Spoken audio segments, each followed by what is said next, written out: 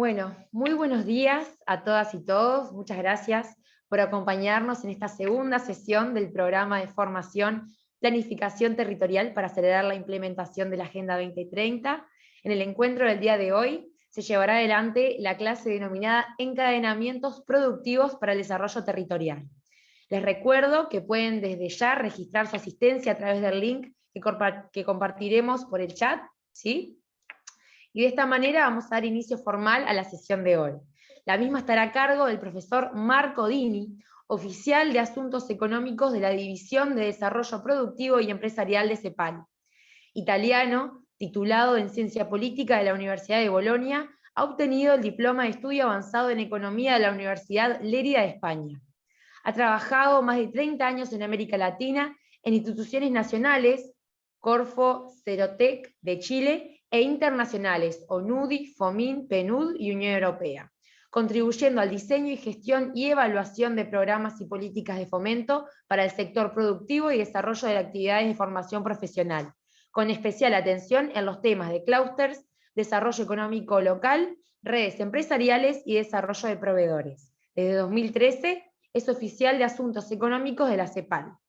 Les recuerdo que luego de la presentación tendremos un espacio de intercambio, por lo que cualquier comentario, duda o consulta pueden ir compartiéndolas en el chat. Marco, mucho gusto. Gracias por estar con nosotros. La palabra es tuya. Muchas gracias, María Belén. Gracias, Valeria, por esa oportunidad que me diste de conectarme con este lindo grupo. Le doy un saludo a todos. Para mí es un placer compartir con ustedes el día de hoy. El tema para el cual me pidieron crear este espacio de conversación es un tema que me apasiona mucho. Un tema en el cual he trabajado muchos años, no tanto, no exclusivamente desde el punto de vista teórico, conceptual, como investigador, sino desde la práctica, desde las construcciones en terreno, en realidad distinta de América Latina, muchas veces con gobiernos locales o con asociaciones empresariales. Y el tema de cómo se construye una acción colectiva entre actores económicos. Yo he preparado para eso una presentación que me temo que por entusiasmo he cargado de más materiales de lo que podremos discutir, pero que le quedará de todas maneras para aquello que esté interesado seguir en estas reflexiones. Desde ya le digo que bienvenido si hay algunas cosas que queden en el tintero más adelante, retomar una conversación directa. ¿Eh? Me escriben, me llaman, no sé. Si hay cosas que sobre esto puedo contribuir, en verdad, con todo gusto lo haré. Entonces el título, como decía María Belén, es Promoción de red empresarial y encadenamiento productivo para el desarrollo de la PYME. En verdad es un tema muy amplio y yo lo he acotado a unas reflexiones sobre de qué forma la asociatividad puede servir para el desarrollo productivo. Primero, yo creo que hay que entender o definir entre nosotros qué entendemos por asociatividad. La definición que le propongo es simple y es esta: es la capacidad de un conjunto de individuos independientes de formular y llevar a la práctica acciones colectivas para el beneficio común. En esta dimensión estamos hablando de cómo hacemos cosas juntos, básicamente. Todavía no estamos enfocados al desarrollo productivo, que las definiciones que inmediatamente siguen. Antes de llegar al desarrollo productivo, déjeme hacer una mención a un tema que a mí me apasiona mucho y que les señalo, no para que lo discutamos ahora, entre otras cosas, porque no tengo la competencia científica en esto, pero que a mí me parece tremendamente sugerente, que tiene que ver con el hecho del si la asociatividad es una vocación para el ser humano o no. si somos como ser humano altruista y solidario o más bien egoísta. Si escuchan este ruidito, no estamos matando a nadie aquí en la CEPAL, es un pavo real, que es tan lindo como poco agraciado en el canto, así que para que no se preocupen. Entonces le digo, ¿somos como ser humanos proclive a la asociatividad o no? No quiero dar la respuesta, no la sé, pero me parece que es un debate interesantísimo. Yo le señalo, para aquellos que estén interesados, algunas, dos en verdad, pueden ser muchas, alguna línea de reflexiones. Hay una línea que me pareció muy interesante de este científico, de este doctor en biología evolutiva, se llama Telmo Pievani, que es un científico italiano que ha estudiado mucho en Estados Unidos estos temas y que analiza en su libro, en su conferencia, etcétera, ese tema, planteándose precisamente este interrogante. Y la respuesta a la cual él llega, que es una respuesta de un científico de la evolución, es ambivalente, en el sentido que dice, en fondo, nosotros somos capaces de ser muy altruistas, normalmente centramos nuestra capacidad de acogida y de solidaridad hacia las personas que reconocemos como integrantes de nuestro grupo y somos muy competitivos hacia afuera. Eso es uno de los mecanismos a través de los cuales los evolucionistas explican el proceso de evolución del ser humano. Es un tema interesante, no es tan abstracto como puede parecer y sirve para tener un ojo a la dinámica de los procesos que a nosotros nos interesan más directamente, que tienen que ver con el cómo utilizar estos impulsos para el desarrollo del proyecto asociativo. También hay otros análisis, en particular a mí me interesa mucho lo de Michael Tomasello, que es codirector del Instituto Max Planck de Antropología Evolutiva de Alemania, que dice que la cooperación efectivamente es un rasgo que define la sociedad humana. Por ahí uno se puede encaminar por el pensamiento filosófico, ir hacia Aristóteles, a la dimensión política como a la dimensión humana, etcétera, etcétera. No quiero profundizar esto, solo señalar como una reflexión que es obviamente mucho más profunda, pero que no deja de ser útil para nuestra aplicaciones prácticas. Y vamos entonces a la práctica, ¿no? La práctica yo la exploraría a partir de esta pregunta. ¿La asociatividad puede ser un instrumento para impulsar el desarrollo productivo o no? Desde mi punto de vista, sí. Y para eso la pregunta que tenemos que contestar es ¿de qué asociatividad estamos hablando cuando pensamos en una política de desarrollo productivo? A mi manera de ver, cuando pensamos en la asociatividad para el desarrollo productivo, acuérdense, la asociatividad es la forma de colaborar entre personas independientes para alcanzar, ¿no?, una meta común. Acá más específicamente decimos que hay distintos modelos de colaboración, de estar juntos, de operar juntos, que apuntan a generar resultados que son en este caso económicos o si prefieren más específicamente productivos, que los actores que participan de estas acciones colectivas no podrían alcanzar cuando actúan de forma individual. O sea, es un plus que se genera para los individuos que le permite alcanzar metas que individualmente no podrían alcanzar. Si quieren, un poco banalizando o por último simplificando, estamos hablando de una asociatividad orientada al logro de beneficio económico tangible. Si quieren aún más esquemáticamente, podríamos decir una asociatividad orientada al business, al negocio.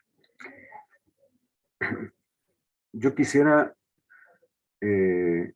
explorar esta forma de asociatividad y discutir sobre cómo se construyen, cómo se generan a través del esfuerzo que puede hacer una entidad pública o si prefiere una entidad que puede ser también privada o mixta, que se preocupa y se ocupa del desarrollo productivo, ¿no? ¿Cómo se hace esto? Pero antes de llegar a esto, creo que es importante explicar el tipo, las modalidades, la forma de asociatividad. Y para eso es necesario, a mi manera de ver, partir de esta pregunta, del por qué es importante asociarse. Y esto significa explorar los beneficios que la asociatividad genera. A mí me parece que genera beneficio importante para distintos actores económicos. Partamos por la empresa y sobre la empresa después concentraré mi atención. Desde el punto de vista de la empresa, ¿por qué es interesante asociarse? Voy después a retomar esto, lo voy a profundizar, pero como primera introducción, porque se reducen los costos en la compra de los insumos, de los cuales la empresa necesita para trabajar, porque a través de la sociedad pueden acceder a nuevos mercados, porque pueden incorporar tecnología más productiva, porque pueden aprender de forma más rápida. Estos son beneficios a los cuales se accede a través de un trabajo colectivo. Y repito, vuelvo en un momento para profundizar estos puntos, pero me interesa aquí ahora explicar que estos beneficios no vienen solo para la empresa pequeña, sino para la empresa grande también, che apprenden o che pueden, a través de la asociatividad, quindi de una relación de colaboración con otra empresa, también con la chica, disminuir su inventario y el capital instalado, aumentar su flexibilidad y acceder a conocimiento especializado. Entonces, primer elemento, ¿por qué es importante asociarse? Bueno, para la empresa, porque alcanzan una serie de beneficios. Algunos para la empresa pequeña son bastante evidentes, ¿no? La empresa pequeña son empresas que por definición tienen una limitada capacidad productiva. Limitada capacidad productiva significa que pueden, alcanzan a tener un volumen productivo reducido, lo cual significa que tienen dificultad para acceder al mercado de grande demanda. Por ejemplo, las exportaciones. Cuando una empresa pequeña tiene que exportar, siempre se encuentra en la dificultad de no poder llenar un container. No es necesario pensar a las exportaciones, podemos pensar también al abastecimiento de un supermercado. El supermercado pide a las empresas que lo abastecen compromiso de entrega, de cantidad de mercadería entregada en tiempo determinado. Muchas veces para la pequeña empresa eso es un problema. Asociándose, obviamente, generan esa capacidad productiva que individualmente no tienen. Asimismo, pueden comprar insumos en mayor cantidad y negociar con los proveedores, pueden incorporar tecnología más productiva, que significa, por ejemplo, maquinaria que tienen capacidad de elaborar pieza en grande cantidad. Una empresa pequeña no podría normalmente acceder a esta tecnología por costo, y si pudiese acceder y superar el obstáculo del costo, no podría aprovecharla adecuadamente, porque evidentemente esta grande capacidad productiva no se podría explotar en un taller o una empresa de pequeño tamaño. También el intercambio de conocimiento permite acelerar el proceso de aprendizaje, porque se intercambian experiencias, por lo tanto datos, por lo tanto informaciones testeadas y validadas por personas en las cuales se tiene confianza. Esto es bastante intuitivo, sí, creo, por lo que se refiere a la pequeña empresa, pero la gran empresa también necesitan y recurren a estos esquemas de alianza con otra empresa mediana o grande y también con pequeña. Por ejemplo, porque le interesa disminuir su inventario o su capital instalado, delegando parte y proceso de la producción hacia afuera, o porque logran mantener una cantidad de capacidad productiva instalada calculada sobre el promedio de la producción que normalmente se requiere o requiere en su mercado, y delegan hacia afuera los pics de demanda a proveedores con los cuales colaboran periódicamente o acceden a conocimiento especializado de proveedores. También las instituciones de fomento pueden alcanzar ventajas a través de la asociatividad, porque cuando dialogan con las instituciones, perdón, con la empresa o con los actores de la comunidad en la cual intervienen, pueden mejorar el diseño de la política, hacerla más efectiva y pertinente. Y por lo que se refiere a las comunidades, normalmente el hecho de dialogar entre los actores que conforman una comunidad, por lo tanto no solo la empresa, no solo las instituciones, sino también, por ejemplo, la academia, también la sociedad civil, etcétera, permite construir bienes colectivos, mediante lo cual se pueden valorizar su especificidad local y potenciar la capacidad de respuesta a la crisis. Entonces, la compra colectiva permite la reducción del costo de los insumos, la venta colectiva, acceder a mercados de grandes volúmenes, la inversión colectiva, acceso y uso eficiente de la tecnología de alta productividad, el intercambio de información y experiencia, la aceleración en los procesos de aprendizaje y las definiciones de posiciones comunes permite incrementar la visibilidad de los actores que pertenecen a estos esquemas colectivos e incrementan el poder de negociación con sus interlocutores. Ahora, para alcanzar estas asociatividad, para alcanzar estos beneficios, estas ventajas, se generan distintas modalidades asociativas, distintas formas de acciones colectivas. Yo les señalo 3 solo para discutir alguna variable que me parece importante considerar, como por ejemplo, quién integra estos sistemas asociativos, estos mecanismos asociativos, cuántos son los integrantes y los beneficiarios, cuáles son los tipos de beneficios y cuál es la duración de estos esquemas asociativos. Podemos hacernos muchas otras preguntas, pero me parece que estas primeras 4 preguntas nos permiten diferenciar un poco entre esquemas asociativos distintos. Partamos por el que finalmente será el centro de razonamiento en esta presentación, que son las redes empresariales. Cuando hablamos de redes empresariales, estamos pensando en esquema asociativo entre privados, o sea, privado-privado, empresa-empresa. Normalmente estamos hablando de mecanismos asociativos que reúnen, agrupan a pocas empresas. Después podemos discutir esto. ¿Es siempre así? ¿No es así? ¿Qué pasa si son muchas las empresas que se asocian en una red?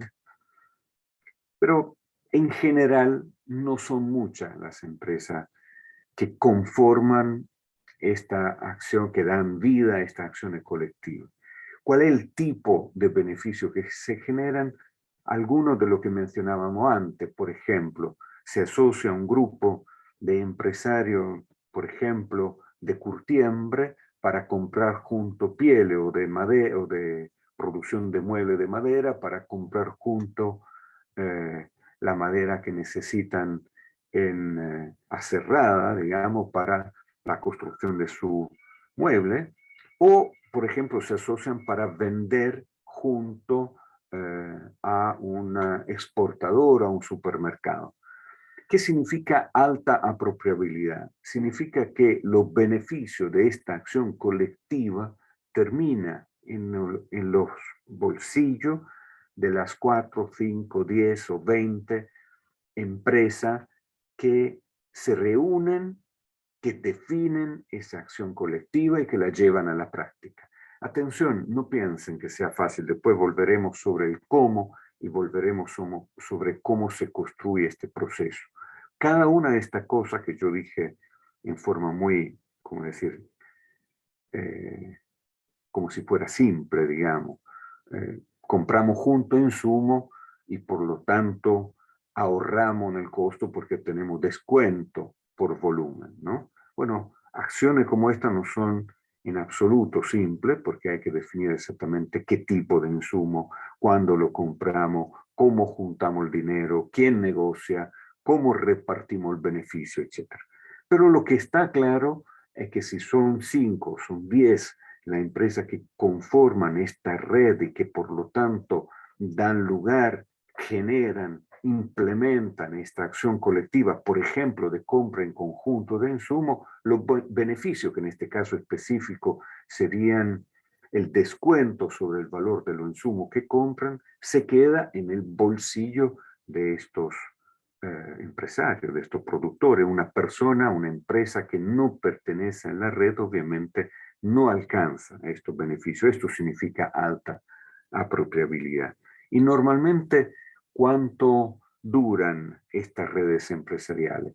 Esquemáticamente pueden haber de dos tipos. Una es de corta duración, un grupo de empresas que, por ejemplo, quieren participar a una feria, se reúnen, van a la feria, comparten los costos y cuando regresan a su casa disuelven la acción, el grupo, la red, porque la red se ha conformado, constituido en función de este objetivo específico. O pueden haber, y son las más interesantes desde el punto de vista de la política pública para el desarrollo productivo, pueden haber redes que se conforman para durar, con objetivo de larga duración, para permanecer en el tiempo. ¿Cuál es otro esquema asociativo? Uno muy común son estos que se llaman de muchas formas distintas. Aquí lo llamé mesa estratégica sectorial o mesa o comité estratégico territorial. ¿Qué significa? Significa una agrupación normalmente público-privado, entendiendo por público-privado también participaciones de academia, a veces de la sociedad civil, conformada normalmente por no muchas personas a las que se sientan alrededor de la mesa para definir la estrategia. Este es su objetivo de fondo de este sector o de este territorio. Al final no son muchísimas personas, pero sí benefician a un número muy grande de personas a través de su acción. Y por lo tanto, la actividad que genera este grupo líder que define la estrategia, genera un escenario de colaboración entre estos conjuntos de actores públicos y privados, orienta las acciones de la política pública y de las inversiones privadas, tiene una baja apropiabilidad. ¿Qué significa baja apropiabilidad? No significa que es poco importante, significa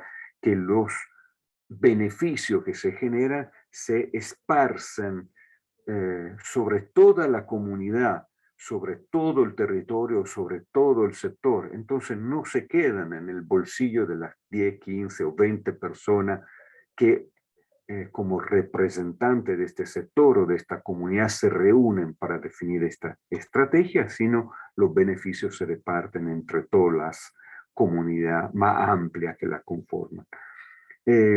A veces, aquí también hay mesas que se conforman con objetivos puntuales, definamos lo que son nuestras metas colectivas, orientamos los esfuerzos a la definición de lineamientos comunes y después dejemos que las cosas procedan solas. Mucho más común son aquellos esfuerzos que permanecen en el tiempo, esas mesas o esos comités que duran en el tiempo para dar seguimiento a la implementación, a la ejecución, a la validación o evaluación de estas iniciativas y su ajuste, y por lo tanto permanecer en el tiempo. Lo tercero, y me quedo con esto, pueden haber muchas otras modalidades, son asociaciones empresariales o como se dicen, por ejemplo, en Chile, gremio. En este caso volvemos a esquema de diálogo privado-privado, son solo empresas los que conforman estas asociaciones, pero en este caso son muchas. son todos los afiliados a una asociación empresarial o a un gremio. Los beneficios son de mediana apropiabilidad, que quiere decir que cuando, por ejemplo, un gremio metalmecánico implementa una acción en beneficio de su socio, va para todos los socios del gremio, que pueden ser centenares de empresas, pero solo a los socios del gremio, no a toda la empresa de la comunidad o no a todas las empresas en general. Y normalmente eso tiene una duración larga. Ahora, es mejor, perdona, es mejor crear redes empresariales, mesas estratégicas, asociaciones. Bueno, no hay una respuesta, evidentemente, no hay una fórmula óptima. Cada uno de estos esquemas asociativos y cualquier otro que a usted se le ocurra tiene un sentido solo si genera un beneficio tangible para aquellas personas, entidades, empresas o instituciones que colaboran a su generación. La generación de un esquema asociativo tiene un costo alto, y ahora me detengo un segundo sobre esto. Superar estos obstáculos que están en el camino de la asociatividad es una tarea difícil, por lo tanto se tiene que generar un beneficio muy concreto. La persona que cree en esto, tiene que ver un beneficio práctico que, lo digo en términos económicos, rentabiliza el tiempo que la persona dedica a la construcción asociativa y el dinero que invierte y los conocimientos que comparte. Eso es un punto clave. El tema es que, como he intentado mostrarle, hay muchos beneficios posibles. Para cada beneficio puede haber una modalidad asociativa distinta. No hay, por lo tanto, una modalidad óptima que sirve para todo, una panacea, sino distintas modalidades para alcanzar beneficio o resultado o meta diferente. Ahora, si efectivamente la asociatividad es tan interesante, genera los beneficios, los resultados que le he descrito hace una lámina atrás, ¿dónde está la dificultad? ¿Por qué no hay más asociatividad? ¿Por qué no hay más redes empresariales? Y bueno, en verdad, creo, 3 razones importantes. Después me dirán ustedes si comparten esta lectura o si tienen interpretación distinta o si consideran que se me ha olvidado algo significativo. Primero, hay una imperfecta información. ¿Qué significa? Que cuando yo empiezo a colaborar con otra persona, sobre todo en el caso de las redes empresariales, donde la colaboración implica la puesta en común de recursos valiosos, pueden ser conocimiento, puede ser dinero, seguramente el tiempo. Cuando yo pongo en común recursos valiosos, yo tengo que tener presente quién es la otra persona. Si yo comparto estos recursos, quiero decir que de alguna forma permito a otra persona poner mano sobre mi recurso. Comparto información, pongo a disposición el dinero por una acción que se decide colectivamente, invierto mi tiempo para llegar a acuerdo con otro. Bueno, yo tengo que saber quiénes son la otra persona y este conocimiento no lo tengo normalmente al comienzo, cuando empieza la acción colectiva. Segundo, hay un costo importante que ha sido formalizado en la teoría económica que se denomina de costo de transacción. Hay una autor muy importante del principio del siglo pasado, se llama Coase, después Williamson en los años 80 y 90 del siglo pasado, que han analizado a fondo esta problemática. ¿Qué son los costos de transacción? Son los costos para ponernos de acuerdo. Además de conocernos, tenemos que meternos de acuerdo sobre quién hace qué.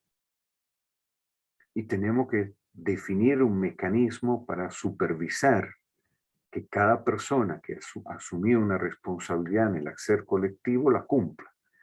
Y tenemos que tener un mecanismo de sanción en el caso alguien no cumpla la responsabilidad que se ha asumido. Costos de transacciones son el conjunto de estos elementos que tienen un costo económico, que se puede monetizar, que tienen que ver con el riesgo que se asume cuando se generan acciones que dependen en parte de las decisiones, de las responsabilidades de otros. Y hay un costo de aprendizaje. ¿Qué significa? Significa que los empresarios que trabajan en este tipo en esta empresa en general, estaba pensando en la pyme, en verdad, pero como dijimos, en verdad vale para la grande también. Normalmente, pero piensen en las pequeñas empresas de su comunidad, de su ciudad, al taller metalmecánico, a la empresa de construcción o a la pequeña empresa agrícola. Muchas veces están, o sea, casi siempre, estas empresas están conducidas por personas que se han hecho a pulso, que han aprendido con la experiencia. Y la experiencia es una experiencia normalmente una experiencia individual. Ellos han aprendido solo a gestionar por propia cuenta su propia empresa.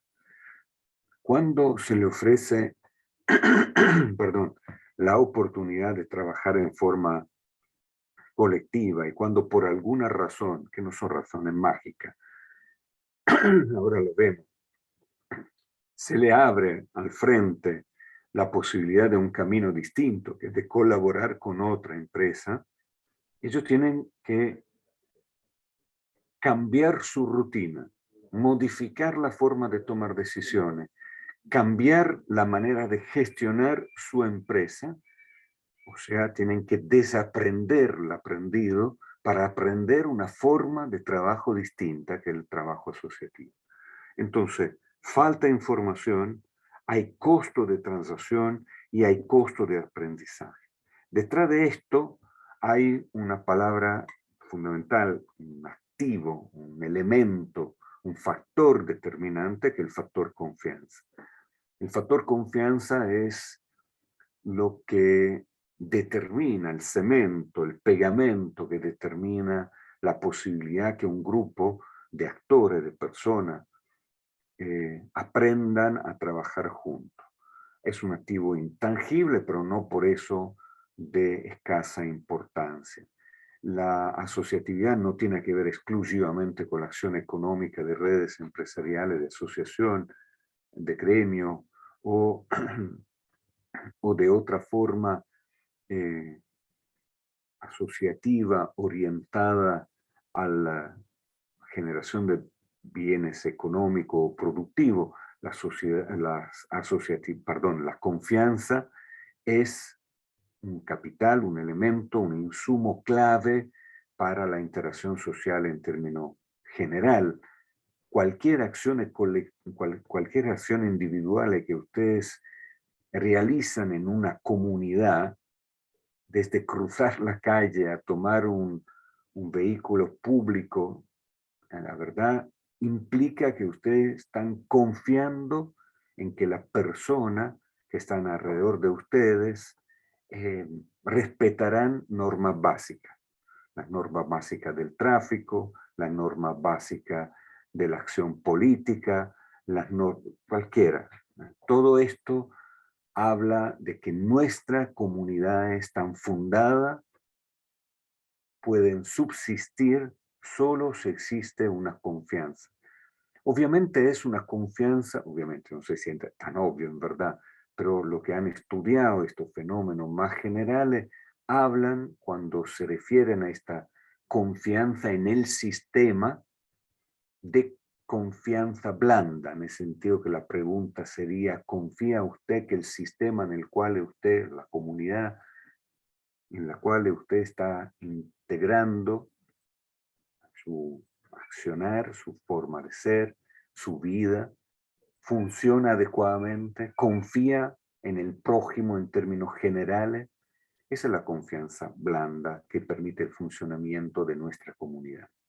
La confianza que a mí me interesa, que a nosotros debería interesarnos, no es solo esta, es importante también, es un capital de base del cual se arranca. Yo recuerdo que hay en América Latina una entidad que hace estudios sobre la confianza de los sistemas sociales latinoamericanos. Una de las comunidades, uno de los países donde ese nivel de confianza es más bajo es Chile, y muchas veces este barómetro latinoamericano de la confianza compara los valores de confianza de los países latinoamericanos con los de otros países, por ejemplo, los norte europeos, la brecha es enorme. No es indiferente desde el punto de vista de la construcción de los mecanismos de acciones colectivas que nos interesan, que son los que están orientados a la acción económica y productiva. Pero hay una confianza que es aún más importante para nosotros, que las que motiva la acción de desarrollo, de fomento, de apoyo a las construcciones de esquema asociativo, que es la confianza más dura, que significa la confianza en un ser humano específico, que es el socio con el cual yo defino la alianza y la colaboración. Esa confianza, la confianza en otro ser humano para construir acciones colectivas, es una confianza en la cual yo apuesto, una confianza que yo creo que se puede construir, que se puede fortalecer, que se puede impulsar de alguna manera, a través de una acción de fomento, una acción de desarrollo orientada en forma adecuada. Y ahora quiero mostrarle caso concreto de cómo se ha trabajado para la creación de esta confianza. Confianza, repito, esa confianza dura, confianza en personas determinadas que conforman alianza orientada a beneficio económico tangible. Antes de describirle la metodología o la experiencia, quisiera razonar en primer término en forma general. ¿Cuáles son las reglas? Si es que de reglas se puede hablar para la promoción de esta asociatividad entre personas determinadas para estos fines prácticos orientados a la meta de tipo económico y productivo. Primero, que esta confianza no se genera a través de la palabra, se genera a través de la acción. Es decir,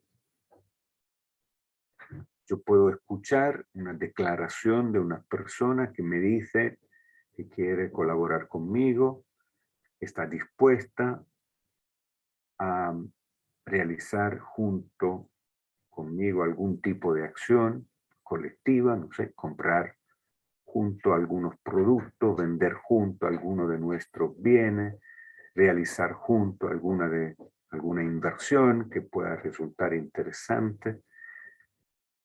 Quiero que me sigan en este razonamiento, es decir, lo que estoy intentando transmitirle es una situación real de un empresario o una empresaria que por algunas circunstancias se encuentra con otra empresaria o empresario y empiezan a discutir de la posibilidad de hacer alguna acción en común porque han topado con el mismo problema y se han dado cuenta de que pueden juntos encontrar una solución mejor. ¿Confían el uno en el otro, la una en la otra o no? Bueno, la única posibilidad de saberlo es haciéndolo. No hay pacto o palabra que sirva hasta que uno no lo experimenta. Y esto implica que lo lógico, lo racional en la construcción de esta confianza a través de la acción reiterada en la gradualidad. No es prudente que dos personas, dos empresarios o empresarias que hayan decidido, sin conocerse previamente, trabajar juntos, apuesten cifras importantes, arriesguen, tomen riesgo importante desde el comienzo. Es importante que lo hagan gradualmente, paso a paso, para que de esta forma comprueben que esta asociatividad es sólida, que la otra persona responde, que efectivamente cumple con su palabra y al mismo tiempo demostrar que uno también es cumplidor, tiene la capacidad, la seriedad para cumplir. Y en esto, los procesos, repito, paulatino y reiterado de acciones que conforman estas redes a través de la práctica, muchas veces se benefician a través de una persona externa que interviene como facilitador o mediador, si prefieren, que significa una persona que ayuda a enfrentar los conflictos que inevitablemente se generan, inevitablemente. Inevitablemente porque cada una de estas empresas sigue teniendo una propia agenda, un propio plan productivo, propias metas, y eso inevitablemente, tarde o temprano, chocan con las metas, con las agendas, con los planes que se vayan definiendo en forma colectiva. Volveremos después sobre el tema del mediador, porque yo creo que es una figura clave, precisamente el rol que puede desempeñar la institución que promueve esta asociatividad, este rol externo de catalizador y de guía, no para decirle a la gente lo que tiene que hacer, sino para ayudarle a tomar decisiones. Cuanto más experto el mediador, atención, experto no significa que haya leído libros, sino que haya conducido experimentos de esta naturaleza en el mayor número de grupos, redes posible, cuanto más experto es el mediador, más eficaz es su capacidad de conducción, de facilitación de estos procesos. Esto es, en términos muy concretos, la metodología en una slide. Es un programa, un manual que ha elaborado NUDI, sobre el cual ha trabajado CEPAL. Le hablo de los años 90. Yo he estado trabajando en ello muchos años y se lo describo, se lo presento como lo escribimos en su momento. Capaz que ahora, 20 años después, podríamos escribir cosas diferentes, pero que tiene, creo, un valor importante, que es el valor de una experiencia, de una síntesis metodológica construida en la práctica. Como todos los manuales esquemáticos, y como tal presenta en forma lineal experiencias que no son lineares, y describe una situación que arranca en un escenario hipotético donde hay un grupo de personas que son empresarias o empresarios que no se conocen previamente, que por alguna razón deciden empezar a trabajar juntos. Bueno, una primera acción que desarrolla el sector institucional que promueve estas acciones colectivas es agrupar a estas personas. Ahora, cómo se agrupa no es una decisión obvia, no es necesariamente fácil encontrar la forma mejor para agrupar a estas personas. Hay muchas maneras distintas de hacerlo, pero cada una tiene pro y contra. ¿Cómo se hace? Mejor convocar una asamblea grande, plantear las cosas en términos teóricos, es mejor partir por los líderes de una comunidad. ¿Qué ventaja y desventaja tiene cada una de estas acciones? Esto es lo que está discutido en el primer step, en el primer paso, que se llama promoción y selección. El segundo es cómo rompo el hielo. Una vez que he seleccionado este grupo, identificado un conjunto de personas que tendencialmente, probablemente, posiblemente tenga ganas de trabajar juntos, ¿cómo establezco esta base mínima de confianza para que empiecen a interactuar? ¿Cómo se rompe el hielo para que empiecen a conversar? Conversar no de fútbol, a conversar de tema de negocio que implica empezar a desvestirse frente al otro para que el otro entienda cuáles son tus intenciones, tu interés y tú del otro también, de la otra también, ¿no?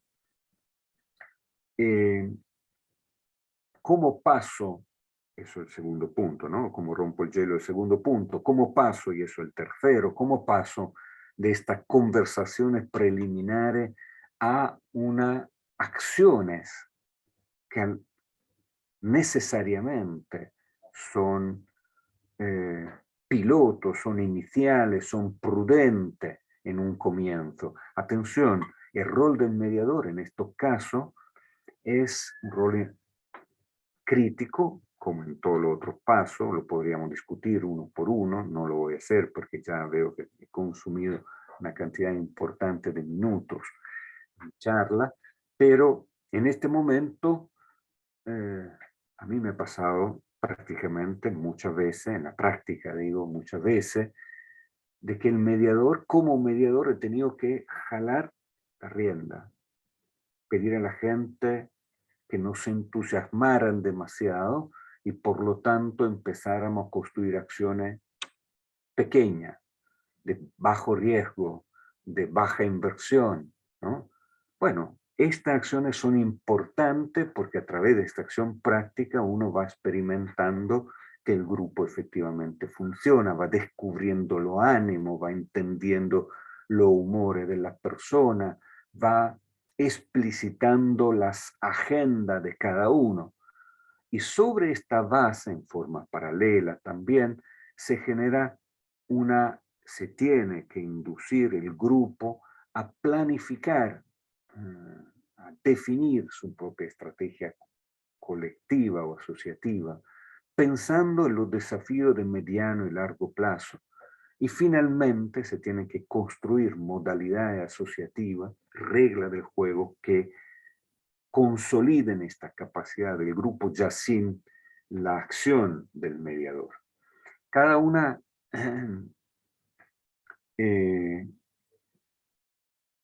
cada una de estas acciones requiere herramienta propia, sobre la cual no voy a entrar ahora. Quiero darle una descripción de cuáles son las herramientas, los mecanismos que se pueden utilizar para catalizar estos procesos.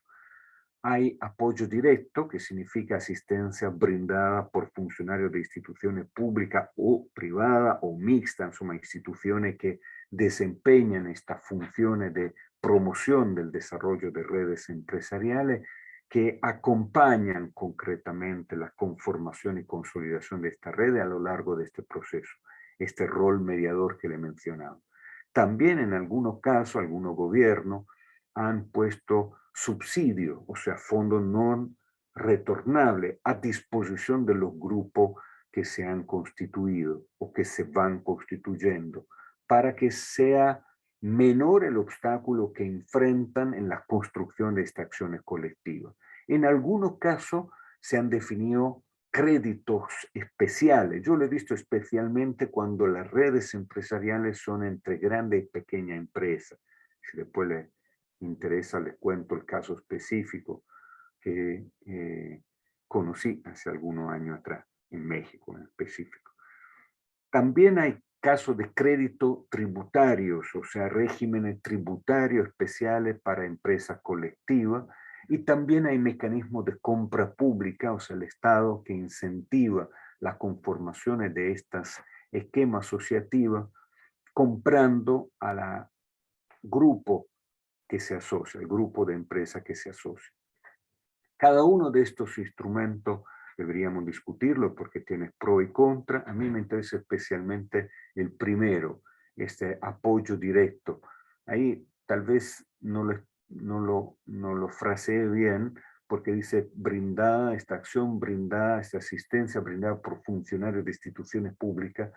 No necesariamente funcionarios, pueden ser proveedores externos, perdón, profesionales externos, pero profesionales que operan bajo el paraguas de esta entidad de fomento, de esta entidad que pretende impulsar la acción colectiva. Yo creo que ahí, en esta capacidad de arbitraje, hay un rol muy importante. Y aquí hay un caso concreto de un programa que en Chile está operando, todavía lo elegí entre los que están funcionando en Chile, se llama Barrio Comercial, lo desarrolla el Servicio de Cooperación Técnica, que es una institución pública que en Chile opera desde hace 65, 70 años, en apoyo a las micro y pequeñas empresas. Este tiene una decena de programas, no son todos asociativos, este sí, ese apunta a impulsar el desarrollo sostenible e inclusivo de barrios comerciales a través del apoyo que es el Servicio de Cooperación Técnica brinda a organizaciones o agrupaciones de comerciantes, de empresas que existen en estos barrios. Deben haber centenares en Argentina, en Uruguay, en cualquier país de nuestra región, en cualquiera de sus ciudades, deben haber esas calles donde se concentran, no sé, venta textiles o restaurante, café, bares, etcétera, o no sé, comercio de repuesto de auto, cualquiera de estos. Bueno, este programa apunta a mejorar, ahí dice el propósito, impulsar inversiones colectivas, atención, en este caso significa tanto de lo propio comerciante como de las instituciones de apoyo, no solo del Cercotec, sino de otras instituciones públicas, por ejemplo, el Ministerio de Obras Públicas, el Ministerio de Vivienda y Construcción, el Ministerio de Cultura. Entonces, lo que hace este programa es promover el encuentro entre los comerciantes que operan, que trabajan en estos espacios geográficamente acotados de la ciudad de Chile. Se identifican estos que se denominan barrios comerciales, se acercan y se promueve el encuentro entre estos empresarios y se definen estrategias para mejorar el barrio, para dinamizar la oferta de estos comercios, para valorar la identidad de estas comunidades comerciales, para mejorar la calidad de vida de aquellos que viven y trabajan en este barrio y fomentar la generación de relaciones de confianza entre público y privado. Se mejora la modalidad de ofrecer, de presentar estos productos, se ¿cómo se dice? Beautifica, se hace más linda, digamos, la imagen del barrio, se limpia, se trabaja en la seguridad, se generan colores, por ejemplo, o imágenes que caracterizan la identidad del barrio, se generan espacio colectivo, eventos para promocionarlo. Con todo, para hacer esto, este programa de Cercotec entrega un subsidio que no reembolsable que sirve para financiar el plan de actividad participativa. Normalmente no la compra de insumo, sino las contrataciones de expertos, las contrataciones de algunos, de algunos asesores que ayuden en la construcción de estas acciones colectivas. Para eso se requiere que haya un modelo de gestión, o sea, que las personas se pongan de acuerdo sobre cómo gestionar las acciones colectivas, cómo mejorar la oferta comercial, etc. Aquí hay una página, no la abro porque ya estamos, creo, en el tiempo y quiero hacer una última lámina de conclusiones. Aquí hay un link, ahí donde dice 5 pasos, hay un link activo. Si usted clican ahí, van a la página del Cercotec donde se describe esto y donde se describen cada uno de estos pasos. Lo llaman set y verán que tienen mucha similitud con con lo paso a paso que le describí antes, que ha sido la metodología elaborada por ONUDI. Lo llaman set porque detrás de cada uno de estos pasos hay herramientas y ahí están disponibles. Son metodología de diagnóstico, metodología, no sé, de cómo se gestiona un FODA, de cómo se prioriza una acción colectiva, etc. No entro en detalles, pero ahí si quieren lo pueden encontrar. Cierro con un última slide sobre la lección aprendida. ¿Qué podemos decir en síntesis de la acción colectiva y orientada al desarrollo productivo? Primero, que no hay una acción colectiva y yo me he centrado en las construcciones de redes empresariales porque creo que es uno de los esfuerzos más complejos metodológicamente, pero también más rico desde el punto de vista de los aprendizajes que una institución puede realizar. Y también porque en la medida que se crean redes empresariales, se crean factores dinamizadores de nuestros territorios, de nuestras ciudades. Pero cada una de estas soluciones válida, dependiendo de las necesidades que ustedes quieren enfrentar o del propósito que tienen, y obviamente no hay una solución óptima, sino soluciones que tienen que ser diseñadas ad hoc. Por lo tanto, la metodología que ustedes encuentran, ya sea en el ONUDI, la que les acabo de mostrar, la que encuentran en el Cercotec, en la página del barrio comercial o cualquier otra, obviamente, debe ser tomada solo como referente. Cada metodología es válida solo si uno la construye a medida de su propia comunidad. Segundo, estos procesos son procesos lentos. Las acciones de construcción de confianza en una acción, como le mencionaba, que pasa de un step a otro, de un paso a paso. Es un escalón tras otro hacia la construcción de una capacidad colectiva que permanezca en el tiempo. Eso requiere tiempo, paciencia, capacidad de soportar frustraciones, lo digo sobre todo para aquellos que desempeñan las funciones del mediador o del facilitador, y por lo tanto requieren largo plazo. No tiene mucho sentido impulsar acciones colectivas si uno tiene un horizonte de 6 meses.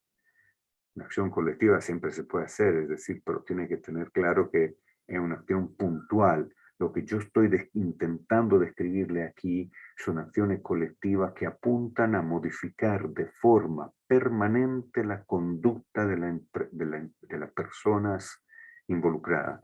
Es decir, modificar de forma permanente la rutina, la modalidad de toma de decisiones de las empresas que participan. La empresa, a través de estos procesos, cambian su lógica de acción y lo hacen de una forma que después, aunque se disuelva la red, sigue permaneciendo en el tiempo. Hay sobre esto estudio hecho en el caso de Chile sobre otro programa que no lo conté, que ha sido paradigmático, que ha funcionado 30 años, que se llama PROFO, Proyecto de Fomento, Proyecto Asociativo de Fomento Productivo, donde se hicieron estudios que demuestran efectivamente que hay cambio de conducta si la empresa logran participar de estos procesos asociativos, perdón, cambio de conducta de forma permanente si la empresa participa de estos procesos asociativos por un tiempo suficientemente largo. Por lo tanto, continuidad de la acción de apoyo.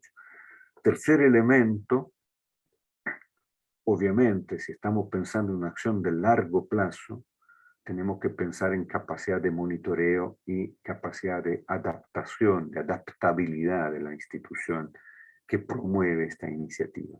Si una municipalidad quiere poner en marcha una iniciativa de esta naturaleza, tiene que plantearse un horizonte de 10 años, a lo largo de los cuales muchas cosas van a cambiar. Se espera, porque también las acciones que nosotros queremos como municipalidad emprender es para cambiar la realidad de nuestras empresas. Y por lo tanto es clave tener un termómetro que nos diga si los pasos que estamos dando van en la dirección correcta y si no, tener la capacidad de ajustar nuestros medios, los instrumentos, la modalidad, la metodología de trabajo. Cuarto, estas acciones colectivas no se generan en forma aislada. También la acción pública, a eso me refiero, de promoción, requiere de un esfuerzo conjunto. No es suficiente el esfuerzo de un Estado, aunque sea un Estado poderoso, requiere siempre de un diálogo para la construcción de políticas que promueven esta acción colectiva, un diálogo con las comunidades, con las universidades y obviamente con el sector empresarial. Y por último, estas acciones no se generan centralmente, o por lo menos no solo a través de un esfuerzo generado centralmente. Si la DINAPYME decidiera en Uruguay impulsar un programa de esa naturaleza, sería muy importante que trabajara, por ejemplo, con ANDE y con los centros de desarrollo empresariales que ANDE está impulsando, o con las municipalidades directamente para que pensaran, o con las representantes de los gremios o de las universidades, para pensar en cómo adaptar para Colonia, Punta del Este, Tacuarembó, no sé, a la distinta realidad estos programas que sí, desde gobiernos centrales se pueden impulsar, pero que tienen que ser descentralizados en su forma de actuarse, de implementarse. Si le parece, yo llego hasta acá. Aquí verán ustedes, se lo estoy mostrando en formato no presentaciones para enseñarle que aquí hay un conjunto de slides escondida que no le he mostrado porque no me daba el tiempo para entrar en los detalles, donde se abren algunos de estos steps. Esta era la metodología de l'ONUDI, ¿no? Aquí, por ejemplo, explica cómo la promoción, qué significa promoción y sensibilización, significa una venta de la idea y significa también las selecciones de la empresa y se discuten algunas de las problemáticas vinculadas con ello, se hace para el segundo paso, etc. Y después era solo un ejemplo, por lo tanto me quedé hasta ahí. Y se muestra una de las herramientas que se llama NET, o sea, el Networking Evaluation Tool, que indica cómo poder evaluar las competencias que se requieren para las construcciones de grupos empresariales, de redes empresariales, en términos de 7 características que son la cohesión del grupo, la organización del grupo, la capacidad que el grupo tiene de autodiagnosticarse y de planificar, la evolución de su estructura productiva, la evolución de su capacidad económica y la relación institucional. Explicar esto requeriría seguramente otras varias horas y no quiero abusar de su paciencia, me interesa mucho tener su reacción. Le pido disculpas si me excedí un poco en los tiempos y quedo abierto a sus reacciones, preguntas y comentarios. Muchas gracias, Marco, por tu exposición. Sumamente interesante, sin dudas. Las alianzas empresariales son claves para impulsar el desarrollo sostenible, de manera de impulsar las intervenciones colectivas para el apalancamiento de los recursos de diferentes sectores, aumentando de esta manera la colaboración y generación de relaciones de confianza entre actores públicos y privados, como mencionabas, con el fin de dinamizar y mejorar la calidad de vida de las personas. Así que generar la capacidad de monitoreo y adaptabilidad a través del esfuerzo conjunto para la construcción común es clave. Vamos a empezar a tomar comentarios que hayan dejado en el chat los participantes. Así que...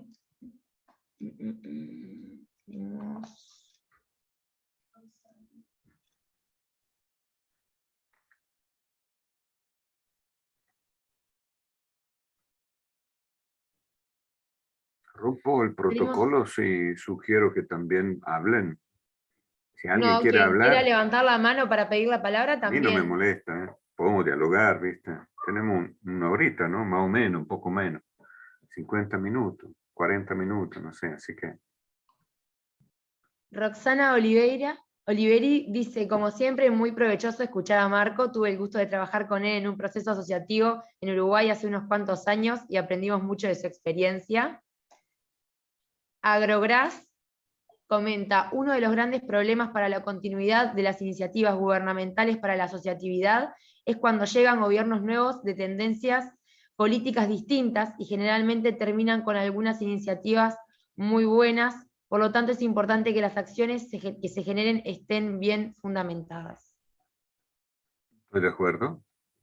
No creo que sea una pregunta, es un comentario que Sí, sí. comparto plenamente. Matilde dice, necesitamos poder pensar con inteligencia colectiva y un enfoque de innovación. Este puede ser el rol del mediador. Correcto. Después, desde el MIEM, felicitaciones y saludos para Marco, con quien aprendimos mucho en el programa PAC Pymes. Pregunta, si está de acuerdo en que el conocimiento tácito de las empresas es un recurso estratégico y poco transferible para las pymes, cómo abordar este tema en acciones para la asociatividad y desde esa figura de la persona mediadora facilitadora. ¿Quién está de MIEM, de PACPYME? No sea tímido, muéstrase. He tenido la suerte. Hola, ¿cómo estás? He tenido la suerte de trabajar, Roxana, un gusto. La verdad, de trabajar en Uruguay un tiempo largo, hace millones de años atrás, y todavía estoy agradecido de la experiencia que hicimos juntos. Así que, como verán, sigo machacando la misma cosa, pero ahora en un horizonte un poco más amplio. No, yo creo que el tema de la experiencia tácita es muy importante. Yo no recuerdo si hicimos, cuando trabajamos juntos, un experimento que había impulsado, una metodología de trabajo que había impulsado IT en su momento. Era una metodología muy simple, que pero a mí siempre me ha resultado útil cuando se empieza a trabajar con un grupo de empresas. Y era eso de hacer visita recíproca. Entonces hay un grupo, no sé, de unas 10 empresas que trabajan mismo producto. Imagínense los quesos. O sea, las 9 empresas van a visitar a la 10ª, que le muestra su planta, su forma de trabajar, etc. Y al final le hacen anotaciones críticas. En el caso del OIT, esto estaba orientado específicamente a identificar temas de lo que ellos llamaban mejor calidad para un mejor lugar de trabajo. Ustedes lo pueden manejar como quieran, digamos, pero focalizado a la crítica constructiva. La gracia de eso, ¿cuál es? Son varias. Primero, es que para que eso ocurra, debe haber una confianza mínima. Es decir, yo tengo que recibir en mi casa a alguien que hasta ese minuto conozco poquito y abro mi puerta. Y es un gesto de confianza enorme, sobre todo para un empresario que normalmente está acostumbrado a imaginar que lo que está haciendo es único. y es irrepetible, que es la fuente de toda su ventaja y de toda su ganancia, etcétera, y que por lo tanto no quiere que se lo copie.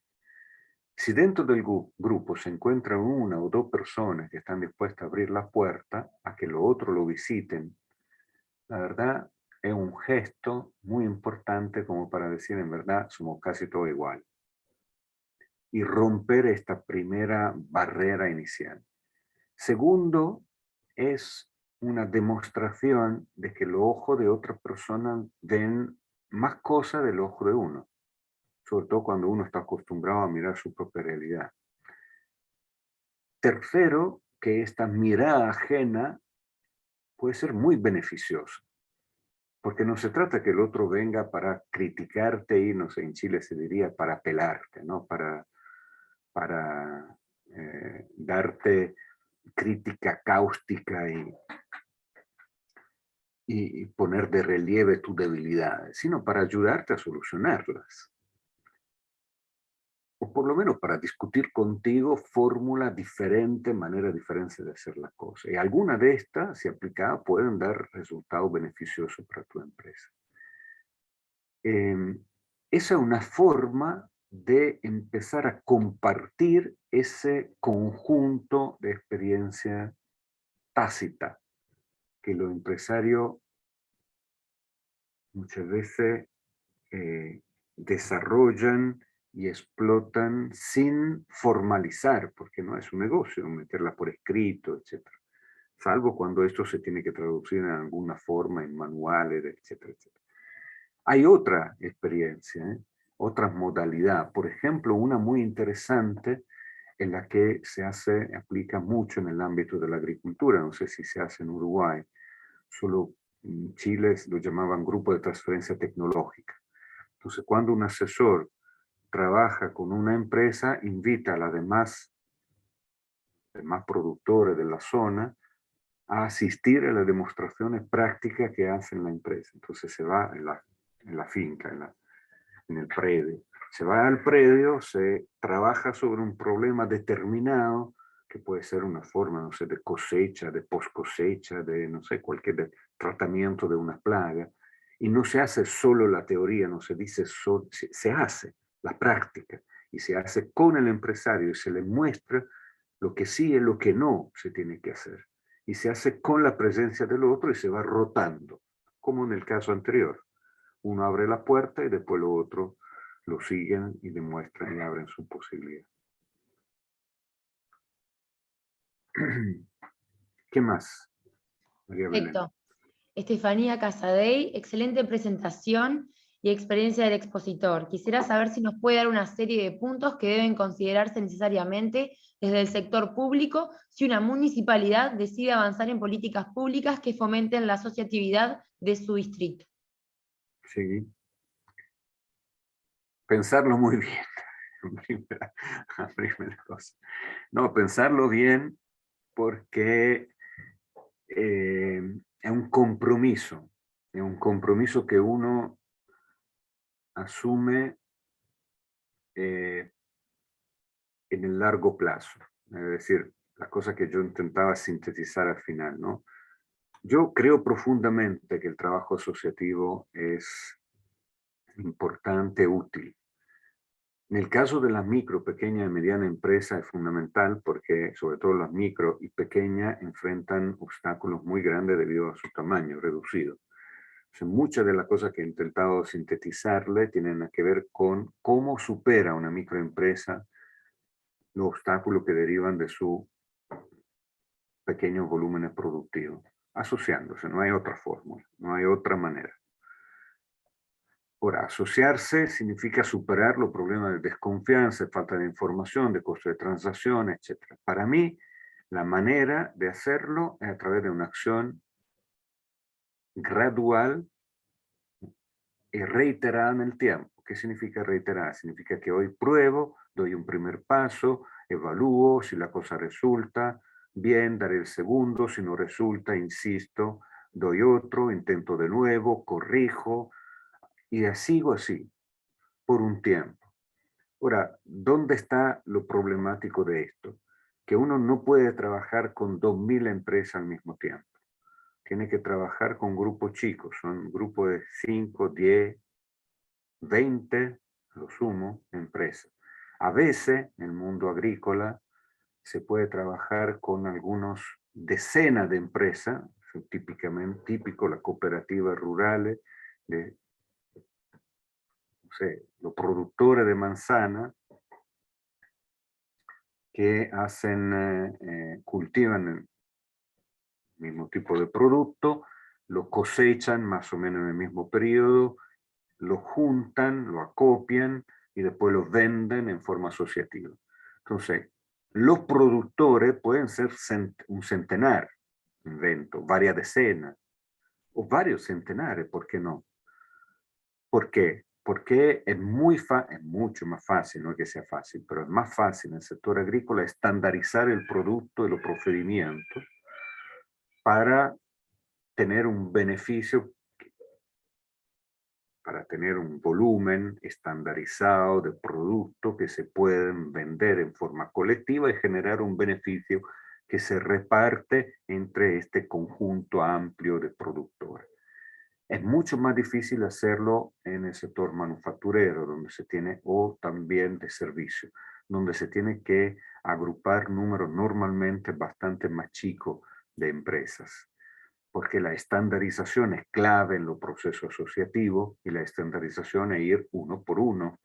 En los servicios y sobre todo en la manufactura, la estandarización es muy compleja. Entonces, una municipalidad tiene que, tanto preguntarse qué tipo de asociatividad quiero y para qué. Entonces, estoy en una zona rural, estoy en una zona urbana, qué tipo de empresa tengo al frente. Toda la empresa pueden participar en esquema asociativo o hay una base mínima para seleccionar a las empresas que participan en una red. ¿Hay condiciones mínimas o no? Desde mi punto de vista, sí. Hay que superar una valla, un umbral. Si no se alcanza el umbral, no se puede participar en un esquema asociativo. Y hay que discutir bien quién puede entrar y quién no. Por lo tanto, hay que primero tener la idea clara de quiénes son los interlocutores nuestros, en el sentido, la realidad de nuestro sector empresarial. ¿Tiene características mínimas para poder impulsar un esquema asociativo o no? ¿Qué tipo de esquema asociativo me convendría trabajar? Yo he insistido sobre el tema de redes empresariales sin hacer distinciones que me habrían llevado más tiempo sobre el tipo de red que se puede generar. Típicamente yo pienso en redes horizontales, o sea, de empresas que son más o menos todas tienen el mismo tamaño, el mismo tipo de producción, etcétera, pero pueden ser redes verticales. Si tienen una empresa grande en su territorio, esa podría dinamizar otra empresa de su comunidad como proveedora. ¿Tiene sentido o no tiene sentido? Depende mucho de cuál es el enfoque que esta empresa grande tiene. Algunas se prestan por este tipo de ejercicio porque le conviene hacerlo, otras no. Entonces, yo creo que hay que empezar por ese tipo de reflexión antes de tomar la decisión.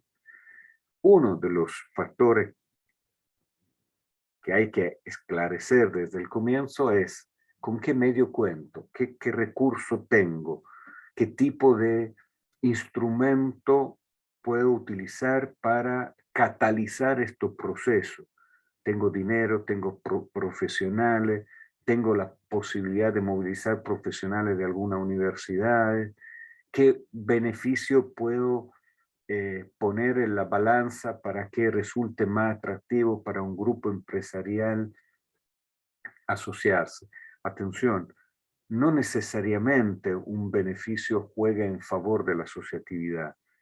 Si uno tiene dinero y lo pone a disposición de un grupo que se asocia y no prepara adecuadamente el terreno para que el grupo se conforme y se desempeñe asociativamente, produce una actitud, puede generar, en lugar de una asociatividad orientada al bien colectivo, puede generar una conducta oportunista de parte de las empresas que se asocian solo para capturar estos beneficios. Entonces hay que ponderar bien esta cosa. A mí me parece que es muy importante, más que el dinero, tener un grupo, un equipo de profesionales bien capacitados. Y después inventarse en función de las características de su territorio una estrategia adecuada que debe ser pensada con un horizonte de largo plazo. Así que muy válido lo que dijo, no me acuerdo quién fue la primera persona en la que María Belén leyó el comentario, una de las primeras que dijo, atención a los cambios de gobierno. Bueno, eso es fundamental. Una alcaldía, una municipalidad, entiendo que en Uruguay como en Chile dura 4 años o 5, ¿no? Bueno, esto hay que pensarlo para 10, para 20. Entonces es importante ir construyéndolo con la participación de la asociación empresariales para que le dé continuidad, de la universidad, para que esta sea una decisión no solo de gobierno, por lo tanto, no sé si en Uruguay existe el Consejo Municipal, que es el legislativo del nivel municipal. Bueno, que haya decisiones legislativas, ojalá de amplia mayoría, para que eso se convierta en una decisión de Estado, no solo del gobierno local. Perfecto. Tenemos el comentario de Estefanía, que dice, excelente la presentación y la experiencia del expositor. Quisiera saber si nos puede dar una serie... Ah, no está, perdón, es la que ya leí. ¿Cuál es el objetivo final de la asociatividad? ¿Está enfocado más a impulsar el crecimiento económico a través de la competitividad y la productividad o hacia el desarrollo de las regiones locales? Buena pregunta. ¿Quién la hace? Disculpa, Dice Esteban. Esteban. Yo te haría la pregunta. ¿Tú qué crees? No, porque en verdad yo creo que hay asociatividad y asociatividad. Entonces, uno puede promover la asociatividad de la empresa de mi barrio para que vendan mejor, para que el barrio en el cual venden su producto resulte más bonito, más atractivo, más seguro. De esta manera, la gente, los clientes vayan más numerosos, más satisfechos, más, y que por lo tanto se generen más ingresos y que eso se traduzca en una mejor calidad de vida de las personas. Y eso finalmente redunda en un beneficio para los empresarios de estos conjuntos de empresas, pero también de todas las familias que viven en esta comunidad. Por lo tanto, normalmente, y es un tema importante, te agradezco por la pregunta, normalmente cuando uno apunta al desarrollo de estos grupos empresariales, apunta a generar externalidades, efectos que trascienden el beneficio de las empresas que participan, que conforman, que invierten en la construcción de estos grupos particulares. Cada uno de estos grupos es un catalizador de un cambio, de unas transformaciones del tejido productivo en el cual se inserta. Ahora, proceder a través de grupos a veces puede ser complejo, puede ser un camino largo. En algunos casos, si uno quiere apuntar al desarrollo de una comunidad más amplia, no un barrio, sino una municipalidad, una comuna entera, una provincia o una región, probablemente tiene que imaginar otro tipo de acción colectiva. Por ejemplo, la que tiene que ver con, yo se la mencioné como comité estratégico sectorial o comité estratégico territorial.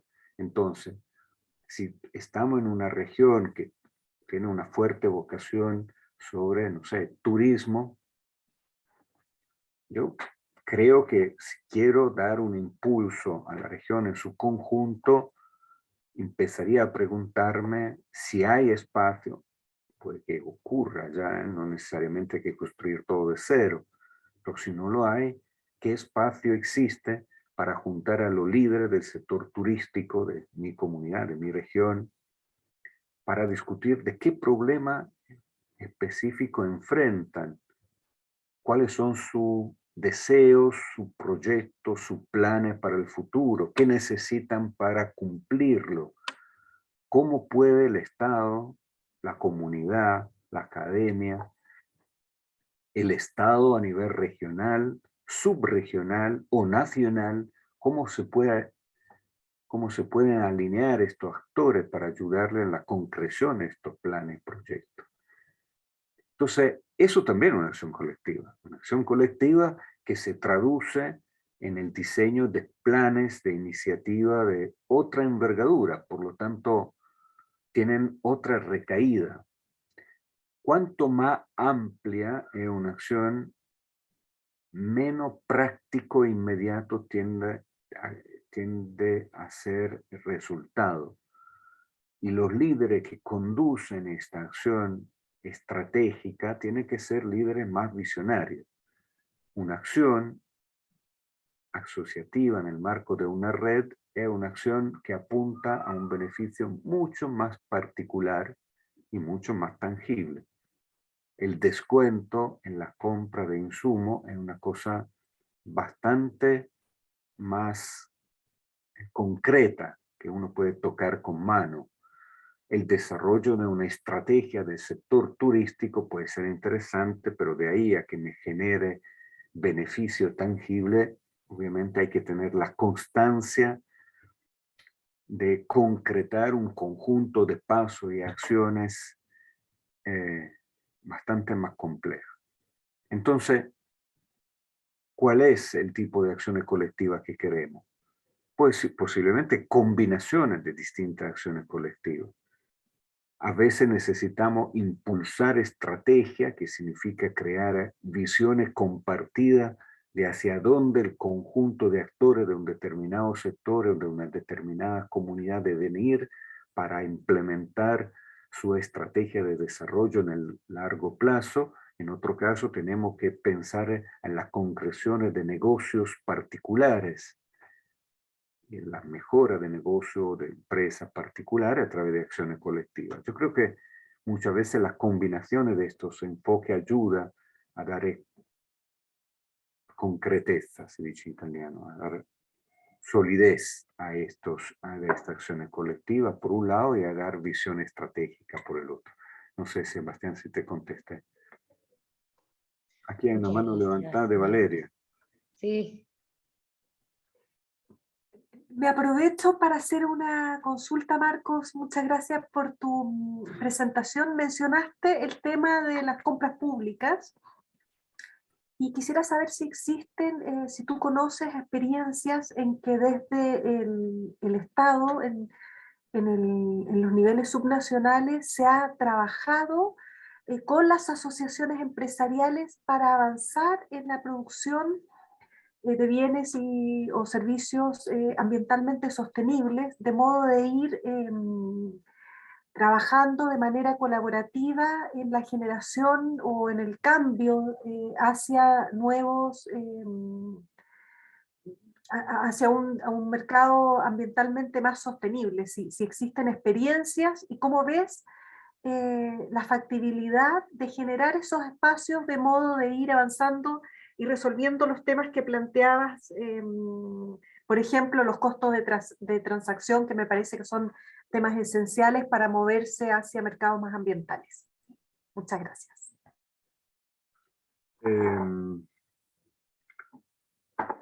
Las compras públicas son una herramienta de promoción del desarrollo productivo potente, en teoría. En práctica se usan muy poco.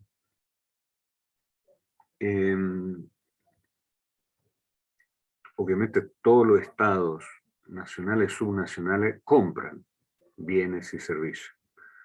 Cuando digo que son un instrumento de política industrial o política productiva, me refiero a que esta compra pública puede ser direccionada para estimular, para fomentar, para catalizar respuestas empresariales determinadas que tienen que ver, por ejemplo, con la asociatividad, por ejemplo, con la adopción de estándares de calidades más amigable con el medio ambiente o la sostenibilidad, en términos generales, que no es solo ambiental, es social también, etc. Yo no conozco mucha experiencia aplicada con éxito a esto. Es decir, yo he estudiado varias de estas experiencias en Perú, en Ecuador. Para empezar, lo he visto solo en estados nacionales. Segundo, lo he visto aplicado con mucha timidez, en el sentido de que la experiencia que he visto, algunas muy interesantes, por ejemplo, y eso aplicaría, Valeria, a lo que tú preguntas, hay compra pública innovadora o innovativa. Es decir, el Estado que compra a empresas que le ayuden a solucionar determinado problema. Y eso implica asumir cierto riesgo, porque significa inducir, estimular la incorporación o el desarrollo de nuevas tecnologías o modalidades productivas, que pueden, por ejemplo, orientarse a la introducciones de tecnología más limpia o de modalidades de producciones más limpias, o a estándares, a la adopción de estándares de calidad más alto, más exigente desde el punto de vista ambiental. Yo he visto experiencias de ese tipo, por ejemplo, en Ecuador, pero no ha pasado de la experiencia piloto. He visto experiencia en Perú orientada al desarrollo asociativo, y muy interesante como experiencia por la dificultad que se han generado en la gestión de esta experiencia. Que hacía en el sector público, compraba, por ejemplo, uniformes escolares y lo compraba a empresas asociativas. Entonces, estimulaba a la empresa para que se asociaran y tuvieran, empresas pymes, que se asociaran para que pudieran vender en forma colectiva. Es un boomerang si uno no lo gestiona bien. Porque, ¿qué sucede? Sucede que tú como Estado dices, yo compro, no sé, 10.000 uniformes escolares y lo licito para grupos de empresas que se asocian. Las empresas se engolosinan, se interesan, aplican, ganan, compran los insumos, empiezan a producir, y si la producción está mal hecha, quedan con un doble problema. Un problema de no poder cumplir, un problema de no poder pagar, un problema de no poder vender. Y por el lado del Estado, tienen también la problemática de cómo hago, qué hago ahora como Estado. Le digo que no a la empresa, la hundo, las 10, 20 empresas que se han asociado, si le digo que no, no le compro, no les pago, porque las prendas están de mala calidad, les crea un problema económico enorme. ¿Soy capaz de hacer esto? Inclusive si quiero, digo, si quisiese hacerlo, estoy dispuesto a hundirla. Para que eso no ocurra, junto con el programa de compra pública tiene que haber un programa de apoyo técnico. Y en el caso que no sea compra individual, que sea compra colectiva, debe ser un apoyo técnico que mira no solo al cumplimiento de los estándares de la empresa, sino de la gestión colectiva. Y la gestión colectiva tiene sus propios estándares, que no es solo que las prendas cumplan con el tipo de costura adecuada, el tipo de tela adecuada, etcétera, sino que además se coordinen las acciones del grupo de una forma tal que el grupo cumpla colectivamente con la demanda que el Estado ha realizado. Entonces, yo no he visto, en síntesis, Valeria, aplicado a gobiernos subnacionales, pero te digo, estamos haciendo en este momento un análisis de certificaciones, por ejemplo. Certificaciones significa estándares, ¿no? Estándares de sostenibilidad social y ambiental, básicamente, y de empleo. Estamos viendo cuáles son la metodología, estamos estudiando cuánta cuántas son las certificaciones que hay en América Latina, cuántas empresas se certifican, quién gestiona esto, cómo se gestiona, etc.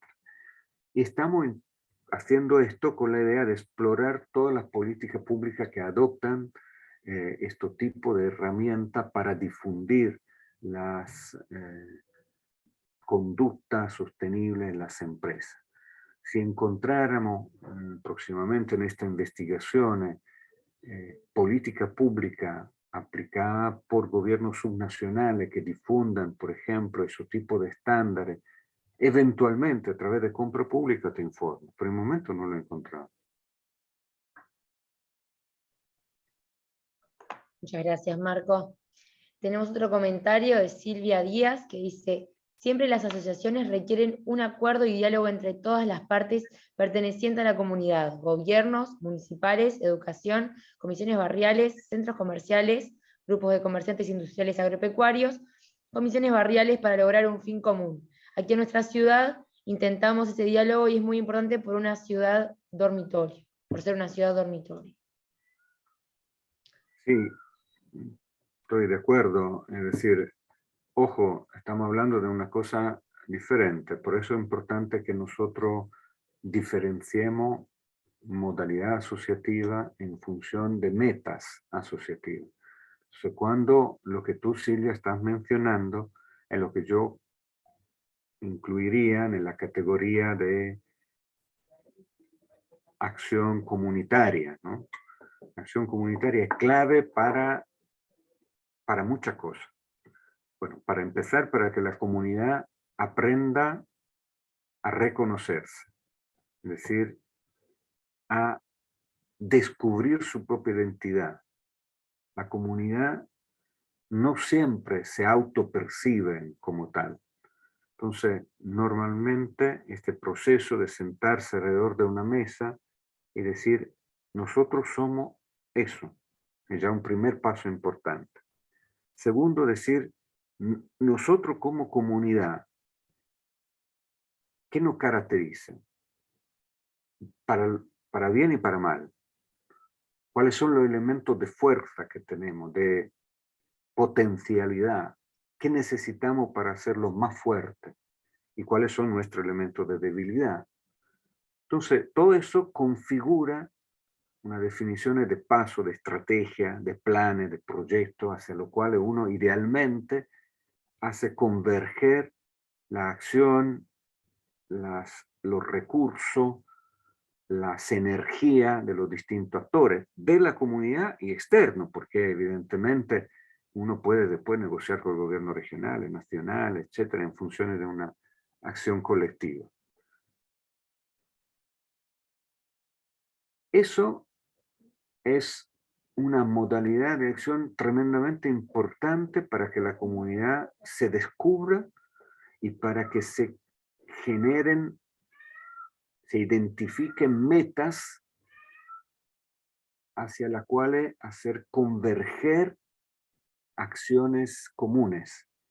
¿Por qué es importante esto? Porque evidentemente en la medida que haya esa convergencia, esa priorización y por lo tanto esa meta compartida, la probabilidad de que se alcancen estas metas aumenta. Ahora, hay dos o tres cosas que yo miraría en este tipo de experiencia. Primero, cuando se conforma una identidad comunitaria, la identidad, por mucho inclusiva que sea, tiende también a excluir a alguien. Si nosotros no identificamos, nosotros como comunidad, nos reconocemos como una comunidad, banalizo, turística, bueno, puede ser que alguien no se siente identificado en esto y se siente excluido. Entonces hay que trabajar el tema de la identidad para que sea inclusivo. Segundo, cuando se trabaja sobre la identidad, a veces a uno se le olvida que la identidad tiene que ser abierta a contribución externa. si la identidad tiende a ser autocentrada, exclusivamente autocentrada, autárquica de alguna forma, tiende a ser asfíctica, morir sin oxígeno. Es necesario que también esa comunidad se abra a la incorporación de gente que viene de afuera. Esa es una de las cosas más lindas que yo he aprendido de las reflexiones de Telmo Pievani sobre los procesos de evolución del Homo sapiens. En fondo, nosotros tenemos precondiciones para autoidentificarnos con aquellos que consideramos igual a nosotros y reaccionar con miedo y por lo tanto agresividad hacia aquellos que no son como nosotros. Y esa cosa la tenemos que trabajar. A nivel de comunidad también. Una comunidad que se cierra exclusivamente la defensa de su propio integrante es una comunidad que puede ser xenófoba, que puede ser racista, que puede ser, si quieren, menos dramáticamente, una comunidad no innovadora, que se preclude a la incorporación de nuevo conocimiento. Al extremo opuesto, una comunidad que mira solo hacia afuera, una comunidad que pierde su centro y por lo tanto su identidad. Entonces el equilibrio entre estas cosas es complejo. Un tercer elemento que yo miraría cuando se trabaja a nivel de comunidad es cómo bajar a los intereses particulares. Cómo hacer para que estos proyectos colectivos se traduzcan en beneficio tangible para la gente. Y eso puede ser que a través de acciones colectivas como redes empresariales, lo digo de otra forma, puede ser que las redes empresariales sean el vehículo a través de las cuales materializar las acciones colectivas que hemos definido como estrategia general. Me parece interesantísimo, sí, el trabajo en el nivel de comunidad es, sobre todo cuando una comunidad tiene la característica que tú le indicas, comunidad dormitorio, me parece complejo y muy importante para que la comunidad vaya empezando a reconocer su característica y vaya también a desarrollando la fuerza necesaria para ir modificando su condición si eso no le acomoda. Muchas gracias, Marco. Jimena Martínez dice, como comentario me gustaría sumar que dentro de los territorios es vital que los diferentes facilitadores que trabajamos dentro del terreno podamos trabajar de forma articulada. Esto es lo que fortalece el ecosistema y las diferentes cadenas que allí se desarrollan. Pensar e impulsar acciones colaborativas sostenidas. Sí, estoy muy de acuerdo. Cuando trabajamos juntos en PACPYME, quien estuvo se acordará, ¿no?, de esta experiencia. Yo creo que una de las cosas más interesantes era precisamente lo que se dijo ahora, es decir, el hecho de que las personas que estaban trabajando con su red en apoyo, en ese caso se hablaba de clúster, pero podríamos discutir de que si era un clúster, si era una red, etc. La parte interesante de la experiencia, o un aspecto muy interesante, era el team back, cuando la persona regresaba a la oficina y compartía, discutía, etc. Entonces, por ejemplo, una de las cosas interesantes que hacer es cómo hago para medir el trabajo que estoy haciendo en terreno. No medirlo necesariamente en términos numéricos, cómo hago para sistematizar el trabajo que he hecho para que otro me ayude a mirar lo que está pasando en mi grupo con ojo crítico. La plantilla que le mostré, que está ahí en la presentación,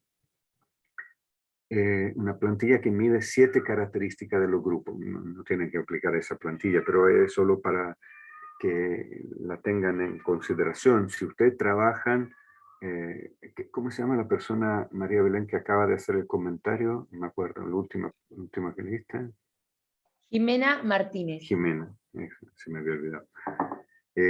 Jimena, ese proceso de poner en común el trabajo que uno hace en terreno es riquísimo.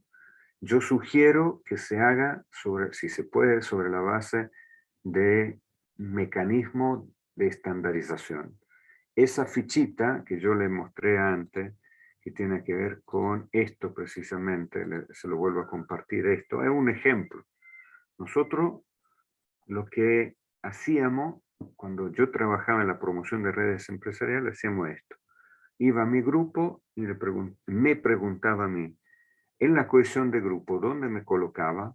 Me colocaba aquí, acá, en la casilla siguiente. Cada una de estas casillas obviamente estaba rellenada con descripciones específicas que me permitían colocar mi grupo desde el punto de vista de la cohesión, que significa confianza interna, en uno step versus otros. La organización significaba mi grupo desde el punto de vista del reglamento interno, de las normas, reglas que han madurado, que han definido para organizarse internamente, en qué nivel de maduración se encuentran, qué capacidad de autodiagnóstico tienen, etc. No tengo tiempo para entrar en detalle, pero quiero decir, todo esto me permitía a mí mirar al grupo, a la experiencia que estoy conduciendo, de una forma no objetiva, porque siempre son percepciones, pero, como decir, ordenada. Fragmentaba el proceso complejo de construcción asociativa en varios elementos e intentaba distribuirlo a lo largo de una evolución, una línea de evolución. Si algo similar uno la genera en su propio trabajo, tienen la posibilidad de comparar experiencias. Es decir, tu grupo está en esto, no, fíjate que desde el punto de vista de la cohesión, tu percepción es esta, mi percepción es esta otra. ¿Por qué es útil? Porque si yo tengo que comparar no sé, Jimena, en verdad, cuando tú hablas de experiencia de facilitación, ¿a qué te refieres? Porque, la verdad, deberíamos entrar un poco más, escarbar un poco más a fondo, digamos, pero imaginémonos que tú estés trabajando con otro colega en el desarrollo de grupos empresariales, ¿no? Y tú digas, mi percepción es que este grupo le vaya bien. Y otro colega tiene una percepción distinta y diga, no, a mí me parece que no.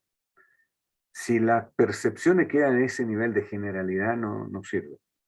Entonces uno tiene que entrar en el específico, ver cuáles son las variables, los factores, los elementos, esa segmentación que es solo heurística, es decir, es solo para entender. Después tiene que hacer de nuevo el proceso de poner de nuevo juntos, porque en fondo es un proceso unitario, son personas que trabajan para aprender a colaborar. Y todos estos elementos tienen que converger y por lo tanto generan un único proceso. Pero si no lo descuartiza, si no lo fragmenta, comparar tu impresión con la del otro colega va a ser mucho más difícil. Mientras que si tú empiezas a preguntar cosas más específicas, es decir, desde el punto de vista de la confianza, mi percepción es que este grupo le vaya bien, mal, más o menos, ¿por qué? Ha pasado esto, esto, este otro. El otro te puede decir, sí, pero ojo, ha pasado también esta otra cosa, etc. Entonces, llegan a una percepción sobre este elemento que es común. Después pasan a otro elemento, que es la organización, o cualquiera, de lo que ustedes definen como importante. Y así tienen el pulso del grupo. ¿Me explico? Y eso es una forma de compartir experiencia, y eso es riquísimo, también estoy de acuerdo contigo. Tenemos el comentario de Verónica de Alessandro, que dice, excelente ponencia, señor Dini. En tiempos de pandemia existieron fragilidades en el sistema. Cerraron muchísimas empresas formales y pequeñas fueron las más afectadas. Pregunta, ¿qué proyecciones ve usted o qué se han implementado a largo plazo en la estimulación para potenciar las políticas de acercamiento a empresas informales y estímulos de la productividad empresarial? Lucas, si la pregunta es lo que ha pasado en Uruguay, la verdad que no lo sé, porque me he dedicado a estudiar los países de América Latina uno por uno, pero he llegado a 3 para el momento. He estudiado Argentina, Chile y Colombia, no he llegado a Uruguay. Mi percepción es que en los 3 países que he estudiado hay esfuerzo significativo de política para el desarrollo empresarial. Mucho más difícil decir cuánto va a PYME, pero digamos aproximadamente una parte muy significativa de eso va a PYME. Por lo tanto, si no sofisticamos demasiado la pregunta, diría que hay un medio punto de 0,5% del PIB, para que tengan un orden de magnitud, que se destina en estos 3 países a través de subsidio a las empresas, sin considerar los programas extras. Programa extra significa los programas especiales.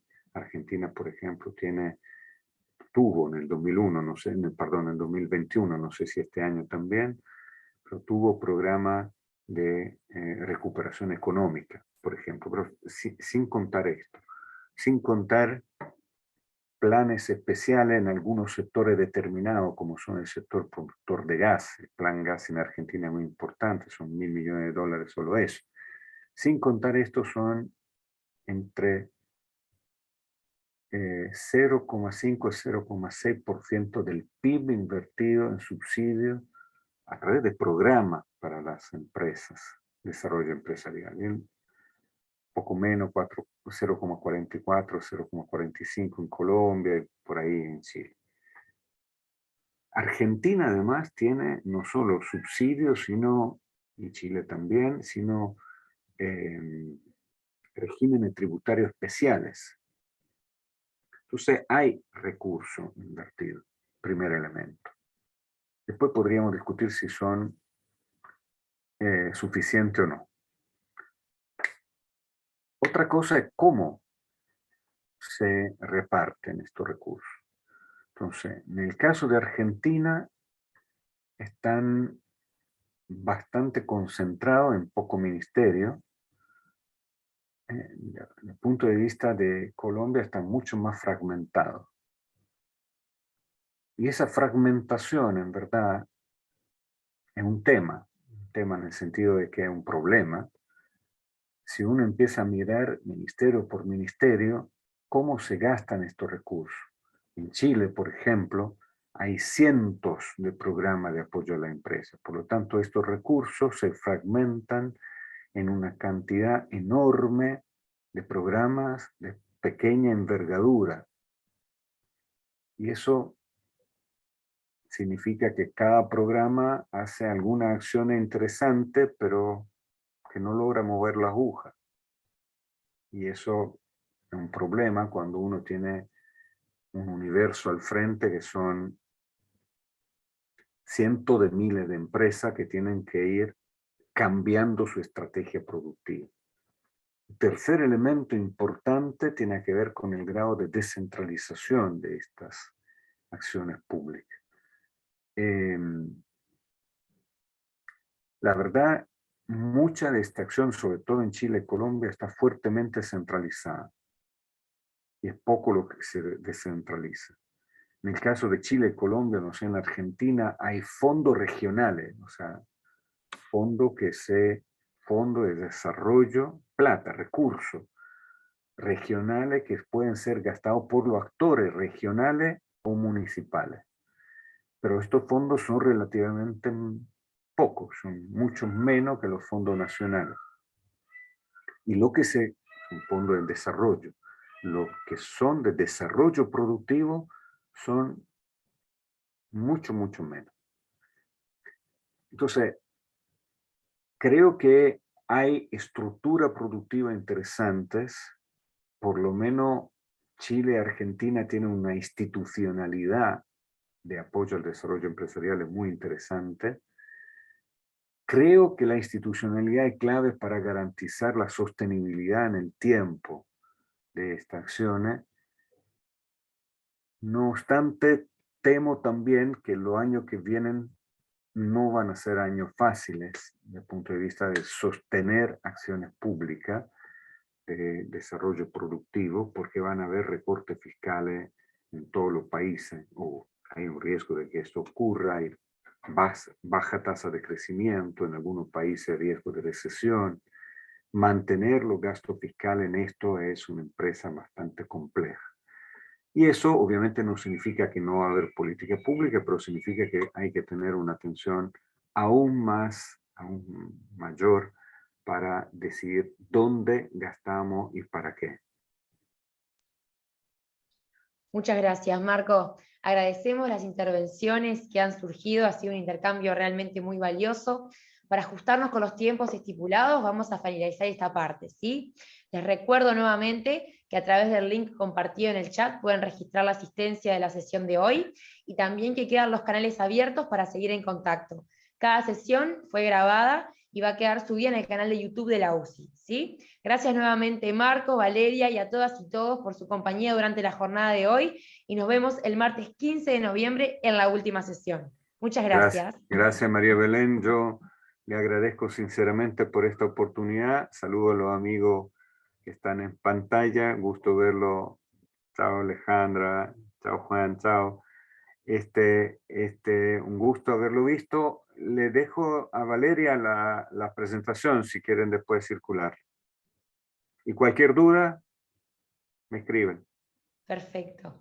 Chao. La presentación la vamos a compartir por mail a todos los participantes que participaron. Perfecto. Chao, chao. Gracias. Buenas Chao. tardes, hasta luego. Chao, Valeria. Chao, María Belén. Chao a todos.